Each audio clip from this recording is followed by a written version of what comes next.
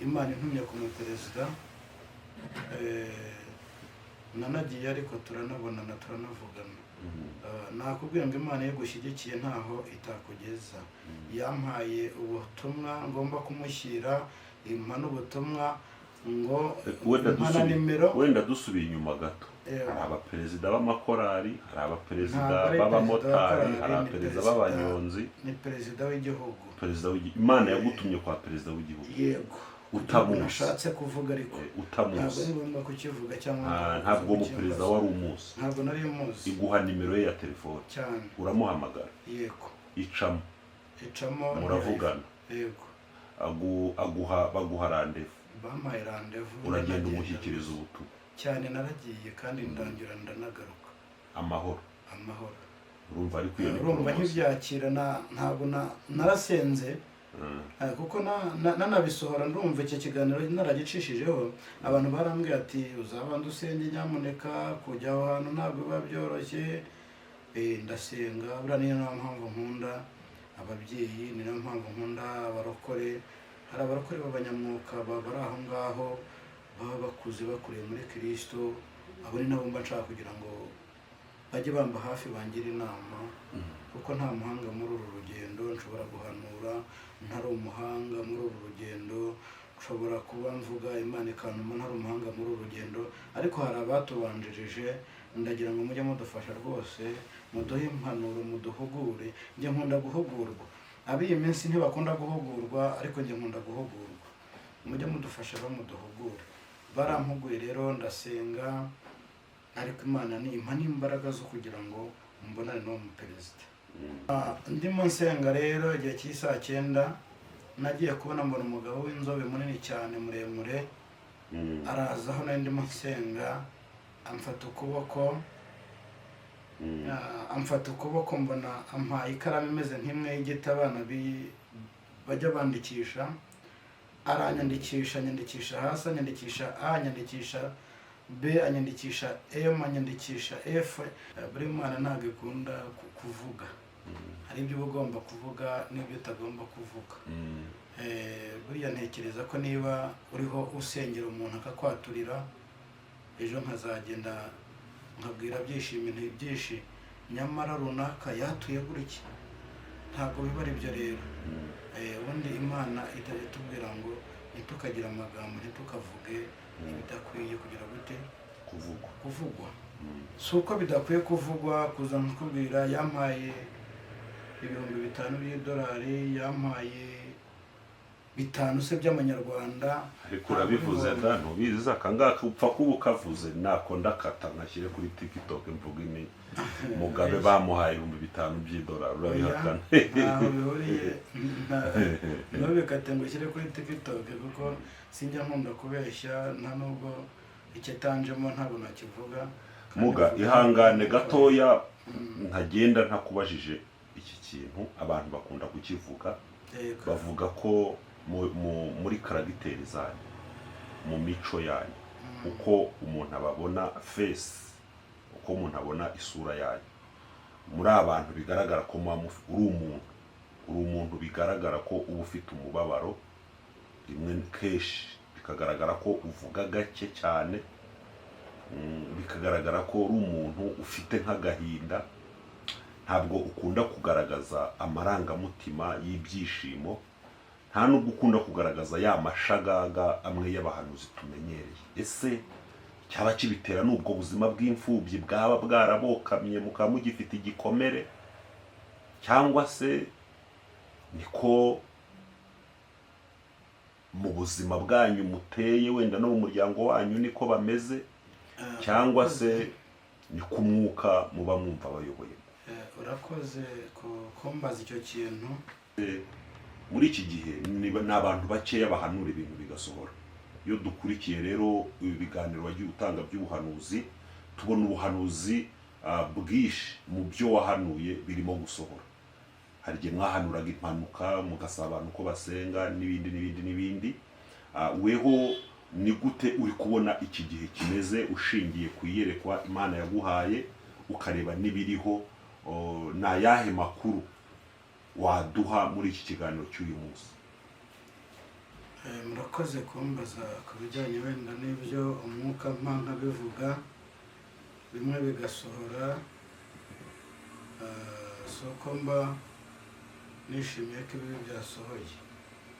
Ntabwo rero nakwishimira ko mpanura ko impanuka zibaye ngo zibe nishime, ahubwo nashimishwa n'uko zahagaze kubera kubwo gusenga. Ariko hari n'ibyo tujya dusengera ntibiveho. Hari n'igihe tubwirwa ibintu tukabwirwa gusenga, niba ndi imbere ya kamera nkababwira nti musengere impanuka, musengere impanuka Kicukiro, hagiye kuba impanuka, abantu tugasenga tukabisiga aho ngaho. Nta kibuza rero kuba, kuko gusenga ni uguhozaho. Ndabyibuka nigeze twari turimo dusenga ahantu bita La Frasheri hariya haruguru ya Zera Feruje ujya Nyabugogo n'izindi ujya mu mujyi, abantu barahazi La Frasheri. Twari turi mu cyumba cy'amasengesho 2019 ndabyibuka. Ibyo ni ibintu byabaye n'abantu twari turi kumwe nabibibutsa barabyibuka, benshi barabizi. Abantu twari kumwe mu cyumba cy'amasengesho rero, Imana yarambwiye ngo nimbwira abantu basengera impanuka ikomeye igiye kuba ku Kinamba. Narabibabwiye, ndababwiye nti musengere impanuka ikomeye igiye kuba ku Kinamba. Abantu rero, abantu barasenze, barasenga, basengera aho ngaho, babisiga aho ngaho, barataha bigira mu bindi. Ntabwo rero gusenga ari ugusenga uwo munsi ngo urekere. Gusenga ni uguhozaho. Uriya mugabo niwe nkubwiye nti sengera ikintu uko mba nakibonye. Mba nakibonye, niyo mpamvu nkubwira ngo gisengere. Abantu rero nababwira ngo basengere impanuka izaba ku Kinamba 2019 ndabyibuka. Basengera aho ngaho, babisiga aho barigendera. Nyuma impanuka ibura nk'iminsi 2 ngo ibe, ndabyibuka kuko Imana yabinyeretse ariko ari ijoro ryo kuwa gatanu, ari ijoro ricya ariko kuwa gatanu saa 9 ndimo nsenga. Imana irambwira ngo narakubwiye ngo ubwire abantu basengera impanuka ikomeye igiye kuzaba ku Kinamba, ngo urabibabwira basengera aho mwari muri, ngo birarangira baragenda baratuza, ngo none ya mpanuka igiye kuba kandi izaba ku Cyumweru. Abantu babyibuka neza iyo mpanuka yabaye ku Cyumweru, babyibuka neza mubyibuke, ariko Imana yarinyeretse ariko kuwa gatanu. Ndangije ngira ubwoba bwinshi, ndavuga none se Mana, ntabwo nasenga ngo ubikureho, ntabwo nasenga ngo bikureho. Buriya gihe tujya dusenga Imana ikatwihorera, mwari mubizi se? Hari igihe usenga rwose ugira ngo ureke Imana nigira gutya ngo yinyeganyeze, ariko bikanga. Impanuka rero yarabaye, ntabwo nishimiye ko yabaye, ntabwo nishimiye ko yahitanye ubuzima bw'abantu, ariko abantu niba bimaso, niba tubwiwe ibintu dusenge. Kandi ntabwo ibintu mvuga cyangwa ibintu abahanuzi ndavuga b'Imana ariko bariho batanga ubu ngubu muri iki gihe, abantu basigaye bibwira ko ari ibintu bizasohora haciyeho igihe. Ntabwo ari ibintu bizasohora haciye igihe, ahubwo ni ibintu biri hafi.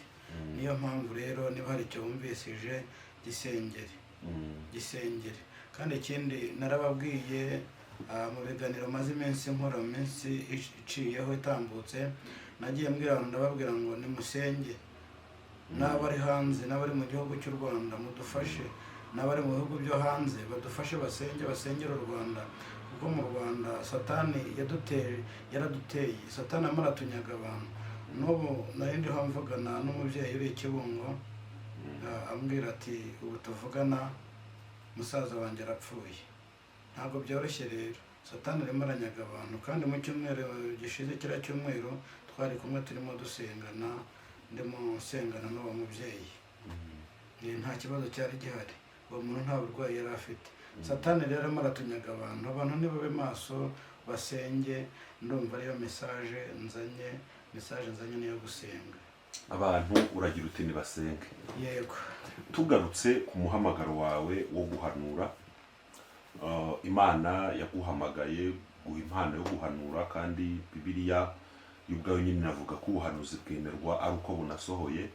Tukimara kubona ibintu byinshi byagiye bisohora, hari ikintu kimwe abantu bagukurikira bibaza. Muri iki gihe hariho abahanuzi benshi bahanura pe, hano kuri social media, mu nsengero, mu butayu, ahantu hose huzuye abahanuzi, ku buryo binagoye abantu gutandukanya umuntu waba afite impano yo guhanura. Hari abahanura mu buryo bumwe cyangwa ubundi bashaka inyungu. Hari n'abantu muri iyi minsi bamaje kubona ubuhanuzi nk'ikintu cyabafasha kubaho, bakaba bamaje kwishyiraho uwo mwuka wo guhanura, ariko ubundi mu buzima bwabo ukaba utanamubaza uti impano yo guhanura wayibonye gute, byagenze gute. Ndagira ngo rero tuze kwinjira muri iki kiganiro, niba atari ibanga cyangwa umwuka yari atabikubuza, mwatangiye Imana yatangiye kubagendera mu buryo bwo guhanura ryari gute? Murakoze cyane. Mboneraho no kubwira abantu batanzi, ndumva ntivuza hari niba ntibuka neza. Ubundi amazina yanjye nitwa Mugabe Eric, iwacu ni Rwamagana, mu karere ka Rwamagana, mu murenge wa Munyaga, aho niho mvuka. Mama akavuka Imwurire, aho bita mu Kigarama cya Mwurire, naho ni Rwamagana. Murakoze rero kumbaza igihe impano yanjye nayiboneye cyangwa iyi Imana yimereye, kuko ni byiza kubaza. Abenshi njya numva ngo hari abahanuzi bajya ku misozi bakajya gusengera impano kugira ngo Imana ibahe impano. Ndagira ngo mbabwire ko n'ababikora n'ababisengera ntabwo ibyo bishoboka. Ntabwo bishoboka. Impano ni Imana ikwihera, iyo ikakureba ikavuga ati ngiye kuguha impano uzamvugire. Ntabwo rero ari ibintu byo gusengerwa. Niba uri mu bisengera uzabisengera urinde ukoboka amavi. Imana niyo yonyine ikwihera impano. Warumbarije rero uti impano yanyu yatangiye ryari cyangwa se yaba yaraje ryari? Njyewe ubundi ndi umwana umwe kuri mama umbyara. Mama yapfuye ari muto cyane, apfa afite imyaka 26. Nibwo mama yapfuye, apfa ndi umwana muto cyane, nari mfite amezi 7. Nari muto cyane, nta nubwo muzi neza. Amaze gupfa rero natangiranye n'ubuzima bubi nabumenyeye aho nari maze kumenya ubwenge, nderwa na muka data. Ntangira kujya ndagira inka, ntangira kuba muri ubwo buzima. Ariko najya kuragira inka, urabizi abashumbi iyo baragiye inka, hari aho bagera bagaca igitoki bakotsa, hari aho bagera bagacukura ibijumba bakotsa, hari aho bagera bagaca ibigori bakotsa. Rimwe rero bigeze bambwira ati wowe sigara ku nka, twebwe tugiye, abashumba bagenzi banjye ubwo nibo mvuga, ati wowe sigara ku nka tugiye kotsa ibigori. Ndabyibuka byari mu gihe cya 3 za mu gitondo. Ibigori baragenda barabica, bamaze kubica babizanye barabyotsa. Babyokeje ndibuka nariye ikigori kimwe ndimo nkirya, nkigejeje hagati ngiye kumva numva nari maze kugira ubwenge, nanyuze mu myaka 9 gutyo. Ngiye kumva numva ijwi rirambwiye ngo ndakubujije ntuzongere kurya ibintu byibwe. Uko nguko nshaka umuntu umvugishije, ndahindukira iburyo mpindukira ibumoso, ndeba n'inyuma yanjye umuntu ndamubura. Ariko numva ngize ubwoba kuko naratitiye, na cya kigori ntabwo nakiriye. Ubwo rero biza gukomeza gutyo ko tugenda twajya kuragira, bajya gukura ibijumba, bajya guca ibigori, bajya guca ibitoki, kotsa. Abantu baragiye barabizi cyane. Najya kumva nkumva ijwi rirambwiye ngo ntabwo nshaka ko urya ibyo ibyibano. Mbivaho gutyo ndabireka. Nyuma rero nza ko tugiye kugera buno buhamya ndimo ntanga, nza kugera ku buryo nageragaho noneho naba ndimo ngenda, nkava mu rugo mbabaye, nkafata inka nkazahura mbabaye, nagera mu nzira Imana ikabona ko mbabaye koko. najya kumva nkumva rya jwi rirambwiye ngo humura mwana wanjye nzakugirira neza, humura mwana wanjye nzakugirira neza. Ineza y'Imana rero narayibonye bitandukanye, muri byinshi bitandukanye narayibonye. Ijwi rimbwira ngo izangirira neza, sinsobanukirwa ibyo ari byo. Nyuma rero maze guca ubwenge naje kujya mu byumba bitandukanye by'amasengesho, tukagenda tugasenga. Najya kumva nkumva muri jyewe hazamutse, muri jye mu mubiri wanjye nkumva hazamutse ikintu kimeze nk'ikibatsi cy'umuriro. Nkumva ijwi rirambwira ngo zamuka, ngo haguruka uhagarare, ngo ubwire uriya muntu wambaye gutya na gutya, ngo umubwire gutya. Nkamubwira nti ijwi rirambwiye ngo nkubwire ngo Imana igiye kukugirira neza. Nubwo rero natangiye, ntabwo ari ibintu nasengeye, nta nubwo ari n'ibintu nashatse mvuge. Hari nko mu wuhe mwaka? Ni nko mu mwaka, icyo kigeze nari muto, ni nka 2007. Umwaka wa 2007, kuko ndabyibuka nibwo mushiki wanjye yari amaze iminsi yapfuye aguye mu bitaro bya Rwamagana.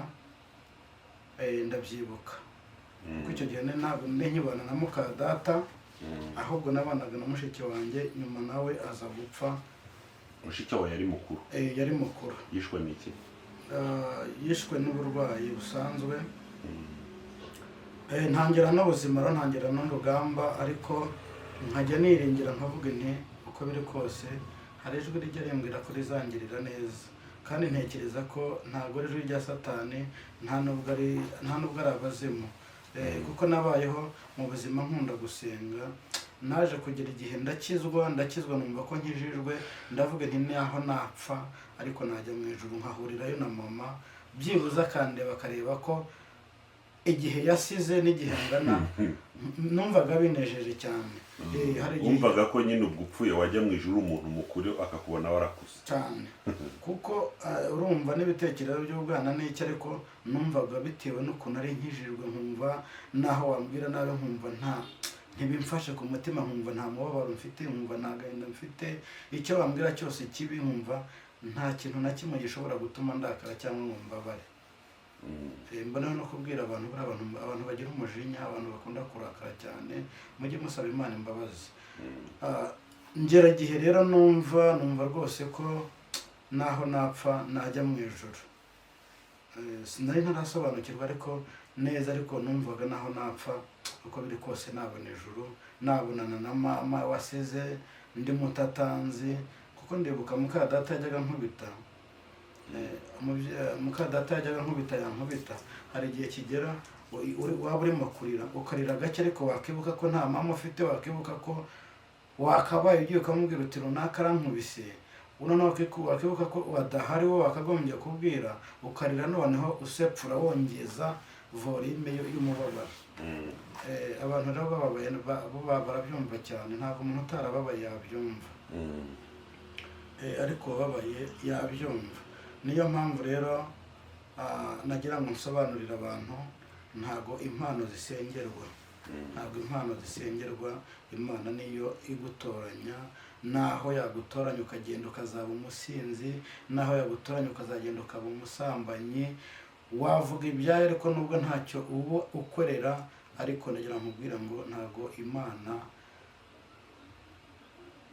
iguha impano kubera ko wasenze cyangwa kubera ko usenga cyane. Oya, ni impano y'Imana, Imana ikwihera. Impano ngira ngo y'ubuhanuzi ni imwe mu mpano zikundwa n'abantu. Buriya niba abahanuzi barakundwa, ariko ntekereza ko abantu batabakundira ikindi ni wa muco wacu nyine ko umuhanuzi ashobora kubwira ibyenda kubaho. Ikindi, abahanuzi, impano yo guhanura ni zimwe mu mpano abantu bagira bazabateza ibibazo mu buryo bumwe cyangwa ubundi. Iyo tunasubiye muri Bibiliya tubona ko abantu batewe amabuye, abantu baricwa, ni gake cyane guhanura bishobora kuzanira umuntu inyungu z'ibifatika. Keretse muri iki gihe twavuga ko abantu bari gukoresha ubuhanuzi wenda mu buryo property gospel, uburyo buzana ibintu. Ariko ubundi abantu iyo bahagararaga ku maguru abiri bakavugira Imana byarangiraga bahuye n'ibibazo. Ndaza kugira ngo nze kukubaza ibintu bibiri kugira ngo abantu bakunzi bawe babisobanukirwe. Icya mbere, ni ibihe bintu bikomeye waba warigeze guhanura mu buzima bwawe ku buryo uvuga uti ibi bintu Imana yarabimbwiye ariko nanjye numva biraremereye? Niba atari ibanga ariko sinze kukujyana inyuma y'umwuka ukurimo. Urakoze cyane kumbaza icyo kintu. Uriya umwuka umuntu arawuyobora, kandi ijambo ry'Imana riravuga ngo nimubura ubwenge nzabareka.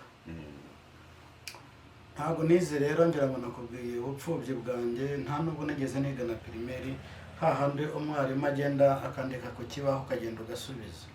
Ntabwo ibyo nigeze mbyiga. Ntabwo wigeze ugera mu ishuri? Ntabwo nigeze ngera mu ishuri rya pirimeri cyangwa ikiburamwaka.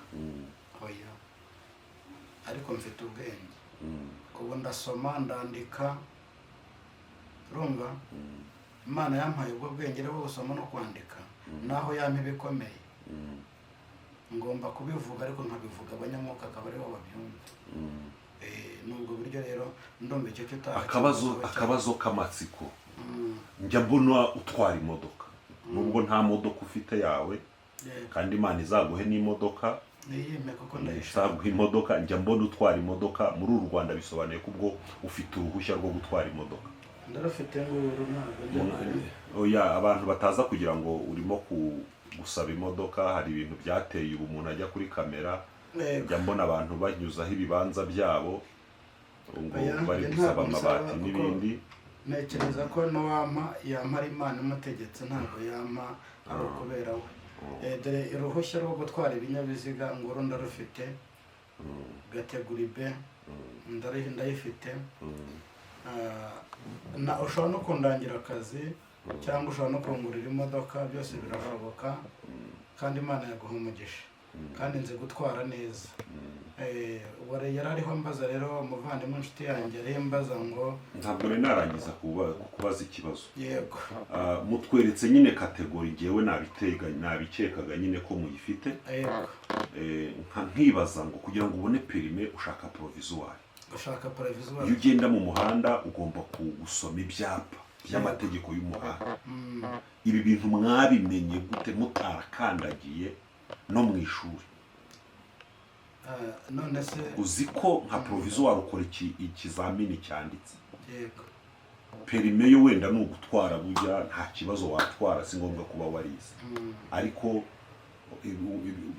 ni gute mwamenye gusoma no kwandika ku rwego ushobora gukora ikizamini ukagitsinda cya provisoire? Icyo ngira ngo nkubwire, buriya Imana yacu ishoboye byose, kandi Imana yacu ni urukundo. Ikindi ni Imana ishoboye byose, kuko ntabwo ishoboye ikintu kimwe.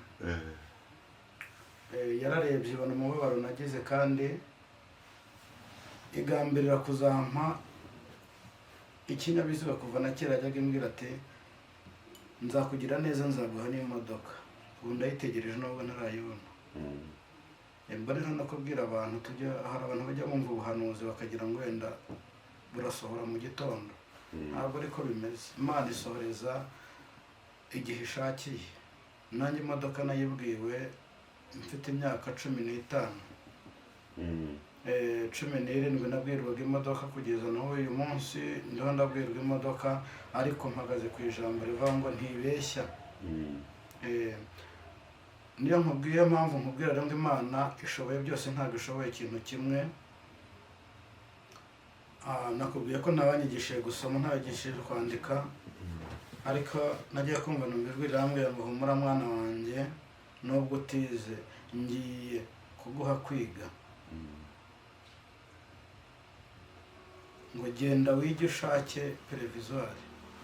Mu by'ukuri ikintu cyantangaje n'ubu akaba ari Imana nzanambaho igihe cyose, naho yantuma nijoro, naho yantuma ku manywa, naho yantuma hose, n'ibikomeye naho byaba bihari, ikambwira ati hagarara mwana wanjye ndagushyigikiye bivuge nzabivuga kuko n'Imana ishoboye.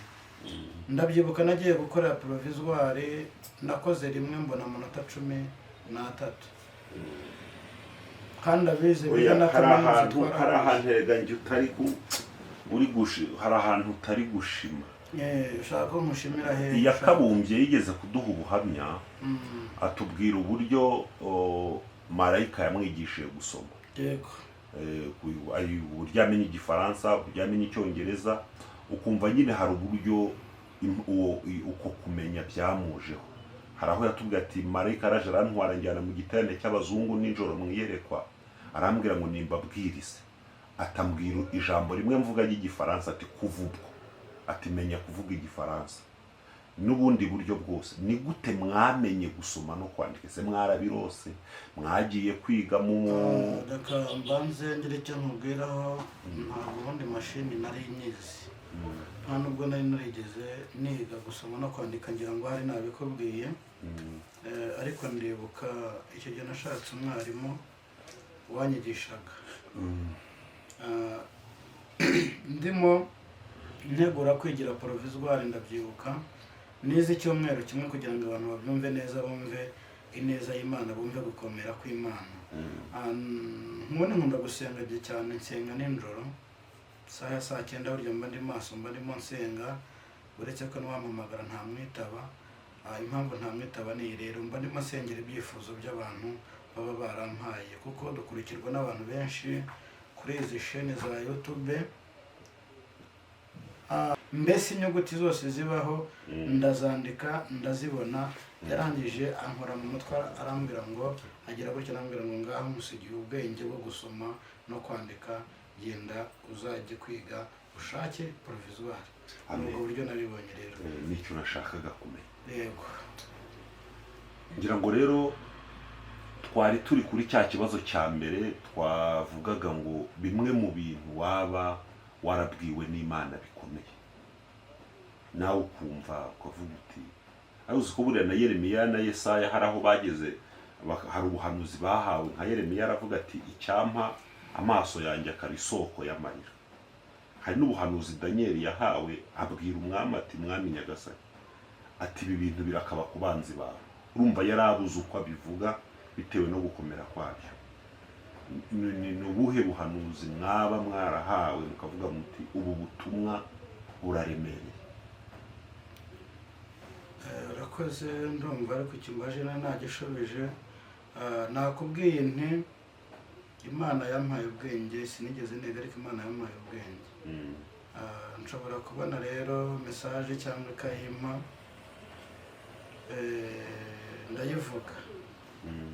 ndayivuga ariko nyibwira abagomba kumva. Hari abantu rega bagomba kumva, hari abo Imana yaremye kandi bahakumva. Hari abo Imana yaremye ibaha kumva. Yesu se ntiyavugiraga mu migani? Yesu avugiraga mu migani. Njye sindi Yesu, ariko iyo mbwiye abanyamwuka abenshi barabyumva. Ni nayo mpamvu ubona basenga. Ubwo nawe waragiye kuba muri ba bandi uti twigeze twumva uvuga igihugu kigiye guhura n'akaga, ariko ntibavuga icyo ari cyo. Ntabwo ariko bimeze. Hari abakibonye baranagisengera. Kuko benshi bakunda kumbaza bitsitsa kuri ibyo bati igihugu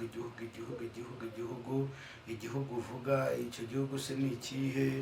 Nshobora kuvuga ni Burundi, nshobora kuvuga se ni Uganda, nshobora kuvuga se ni Congo, ariko ntabwo ari ngombwa kugira ngo nkure abantu imitima.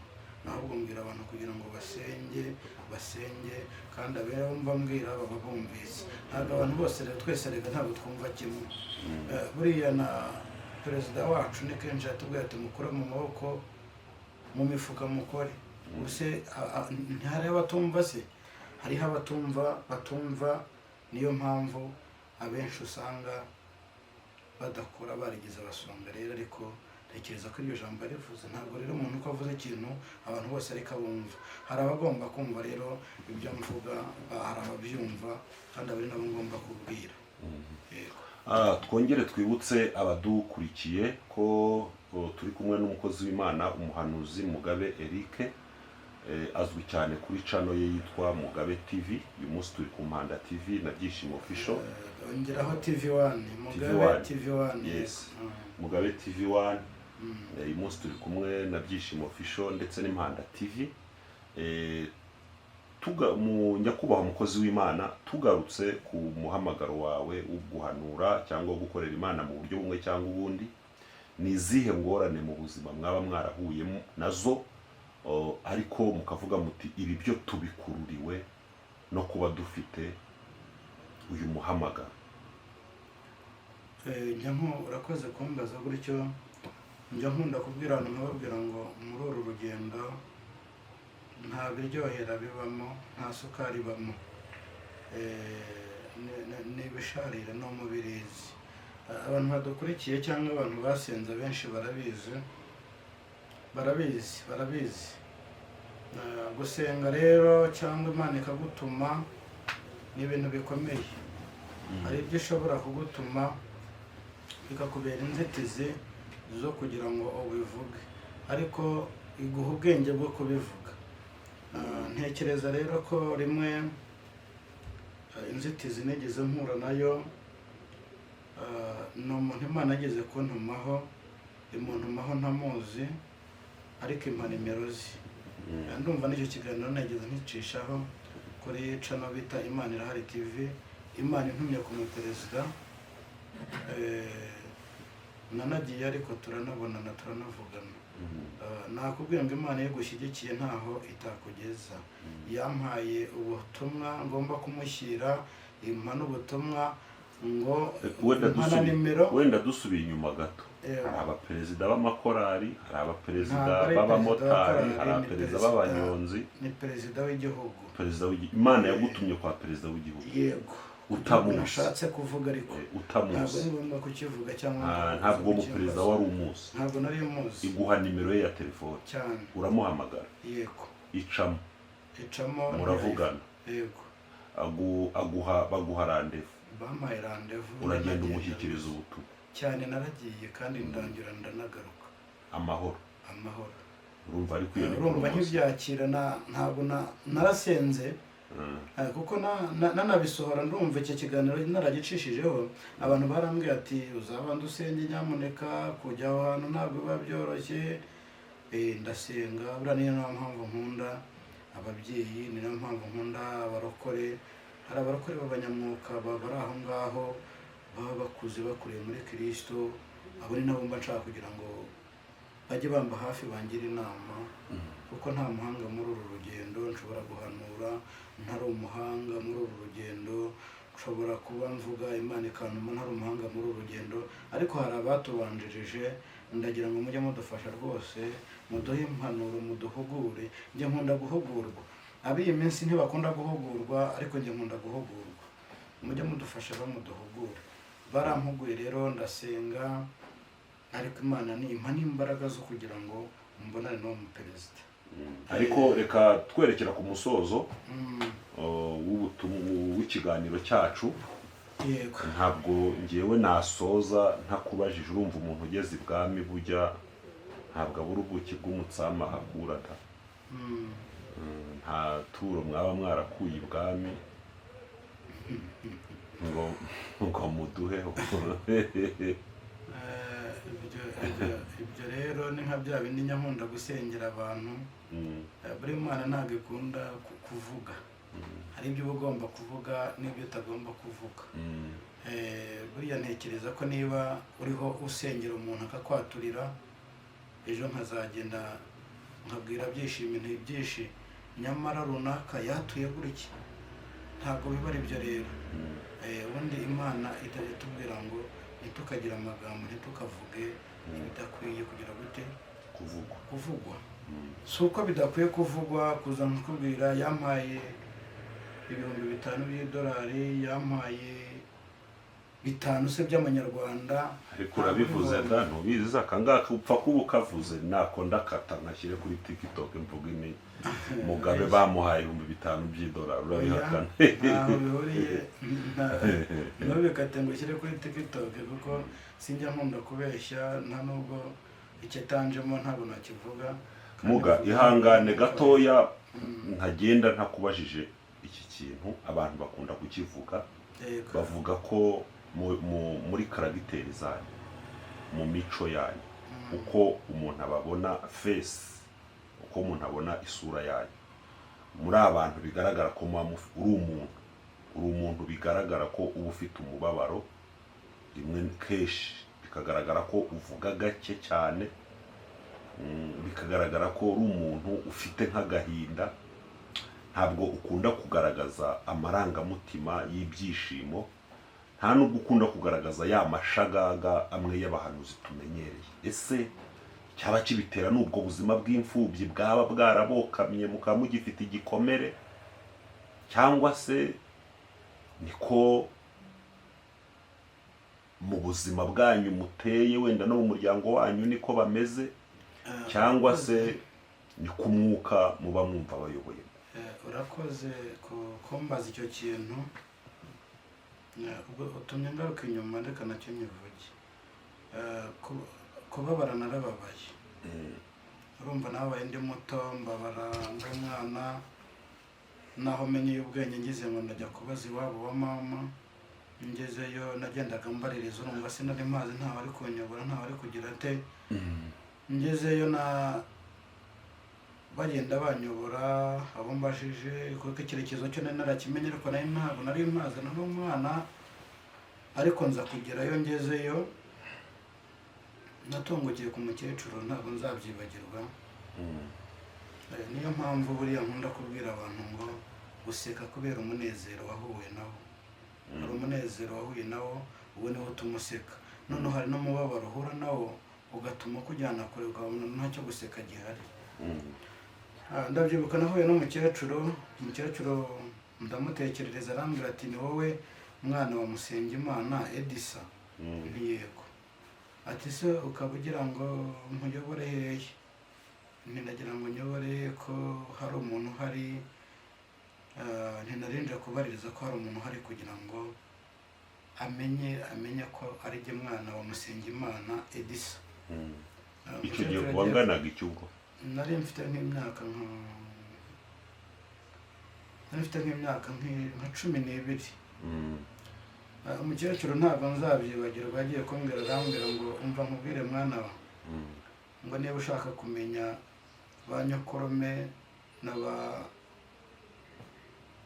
ba nyokobanya aho bari ngo sinkushubije inyuma mu bitekerezo ngo ariko niba ushaka kumenya aho bari ngo uzamuke hariya ku rwibutso anyereka gutya ngo uzamuke hariya ku rwibutso ngo niho bari ngo n'amazina yabo niho ari ngo naho ngo nta wundi wasigaye ngo nta wasigaye ntawe ntekereza ko rero ibi byose ntabwo wabyumva ngo ugire umunezero nta munezero mbona nta n'ibyo kwishima mbona nishimira mbona niyo mpamvu rero ahanini nta byo guseka bihari narabibuze jyewe niyo mpamvu Imana impekana ibintu bikomeye nuko mbona ntabyo nta cyiza mbona muri iyi si muri ibyo 396 niho barembera bavuga ngo nta hantu mu isi ngo ntaho nta hantu hatagerwa nta hantu hatagerwa n'umubisha yego mu isi rero nta cyiza nahaboneyemo ariko icyo ndangamije icyo ntegereje wenda ijuru wenda nzariboneramo ibyiza oya ntabwo ari wenda mu ijuru harimo ibyiza naho mu isi nta cyiza ndahabonera nta na kimwe ndabona ngira ngo mugabe wenda turimo dusoza akabazo k'amatsiko uri umusore cyangwa urubatse ubu tuvugana ndi umusore uri umusore yego ubu tuvugana ndi umusore ariko ndategereje Imana izabigenza neza ntegereje neza y'Imana ko izabikora ukaba wabona umufasha cyane ndabyizeye ese ubu nta mukunzi ufite muga ibyo tuzabiganiraho ikindi gihe tuzabishakira undi mwanya mu buzima ukurikije experience y'ubuzima wanyuzemo n'ibihe wahuye nabyo wifuza kubana n'umugore n'umukobwa umeze ute ubundi ngewe nifuza kubana n'umugore ufite ababyeyi bose kugira ngo naho bataba bose, naho yaba afite umwe, kugira ngo bambere ababyeyi. Kugira ngo bambere ababyeyi, kuko numva mfite umuntu mbwira nkamubwira nti mubyeyi wanjye, mushiki wanjye se ni byiza. Kugira umuryango ni byiza, mba numva nkeneye umuryango wamba hafi cyane,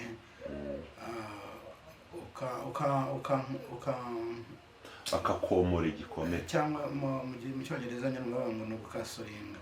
Nkeneye umuntu nkasoringa kugira ngo amfashe abe umubyeyi wanjye. N'uwo rero niwe mugore nkeneye, kandi nkakenera umugore unkunda, umugore ufite urukundo, umugore uzihanganira ubuzima bwanjye nabayemo, mbese uzanyakira uko ndi. Uwo niwe nshaka nkeneye. twongere twibutse abaduteze amatwi ko turi ku Mpanda TV Byishimo Official. Umutumirwa ni Mugabe Eric, umukozi w'Imana.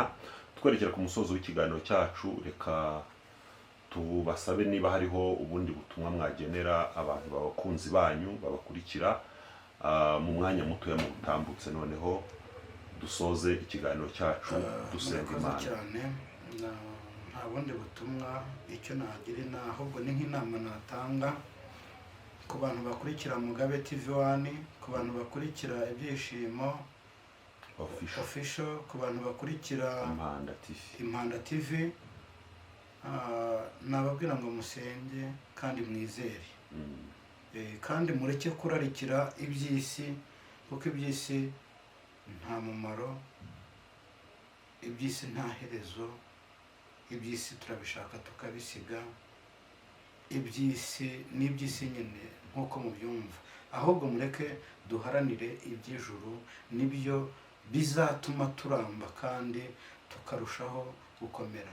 Icyo nasorezaho mbabwira umuntu udukurikiye, waza kureba indirimbo ya 396, ni indirimbo ya 396 mu ndirimbo zo gushimisha. Murakoze rero, Yesu abaha umugisha. Nimero yanjye ni 07 88